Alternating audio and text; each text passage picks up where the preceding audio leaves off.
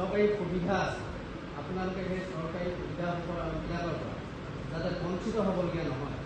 আজি বিভিন্ন ধৰণৰ আঁচনি সেই আঁচনিৰ পৰা যাতে বঞ্চিত হ'বলগীয়া নহয়, তেখেতলোকে যাতে সেই উপযুক্ত আঁচনি উপভোগ কৰিব পাৰে বা তেখেতৰ যিজন ব্যক্তিয়ে সেই আঁচনি উপভোগ কৰিবলৈ বিচাৰে তেখেতৰ অৱশ্যে যিখিনি প্ৰমাণপত্ৰ প্ৰয়োজন সেইখিনি তেখেতৰ হাতত থাকিব লাগিব। গতিকে এই আঁচনিবিলাক আপোনালোকে এতিয়া তাকে আমি আমাৰ জৰিয়তে আপোনাৰ যিটো ঘৰ ঘৰ ন্যায় জাগৃতি ইয়াৰ জৰিয়তে আপোনালোকৰ যিখিনি সুবিধাৰ পৰা যদি আপোনালোক বঞ্চিত হয় তেতিয়াহ'লে আপোনালোকে আমাৰ জৰিয়তে সেই সুবিধাখিনিৰ কাৰণে আপুনি কি কাৰণে উপযুক্ত হ'ল জনাবলৈ কি জাগৃতি আচলতে কি হয়নো, কি মানে কেনেকুৱা বস্তু, কেনেকৈ আপোনালোকে তাৰপৰা বেনিফিট পাব, তেনেকুৱা ধৰণৰ কিছুমান কথা ক'বলৈ আমি আজি আহিছোঁ।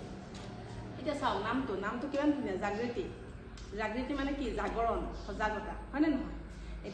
এতিয়া কি হয় মানে আমাৰ এতিয়া দেশখন ইমান উন্নতিৰ পথলৈ আগবাঢ়ি গৈছে, কিন্তু তথাপিও কিছুমান মানুহ কি হৈছে, কিছুমান মানুহ বহুত নজনাকৈ আছে। কিছুমান কথা সৰু কথা নজনাকৈ আছে, তেওঁলোকৰ ভয় কৰে, ধৰক যাম কিবা হ'ব, এনেকুৱা কিছুমান কথা। এই যে উন্নতি হ'লেও যিখিনি বস্তু ওপৰত তেওঁলোকে নাজানে, ধৰক তেওঁলোকে ৱৰ্ক প্লেচত কোনোবা জাগৃতিয়ে কাম কৰিবলৈ বিচাৰিছে, আৰু এইখিনি কথাকে জনাবলৈ আপোনালোকৰ ওচৰলৈ আমি আহিছোঁ। কেনেকৈ এইবোৰ বস্তুবোৰ পাব, ডিষ্ট্ৰিক্ট লিগেল চাৰ্ভিচ অথৰিটি আছে আমাৰ কোৰ্টত, তালৈ কেনেকৈ যাব, কি কৰিব লাগিব, তেনেকুৱা কিছুমান কথা। আৰু এতিয়া কৰিব বাল্য বিবাহ আৰু আপোনাৰ ড্ৰাগছ এডিকশ্যন, এইটোতো ডাঙৰ ইছ্যু।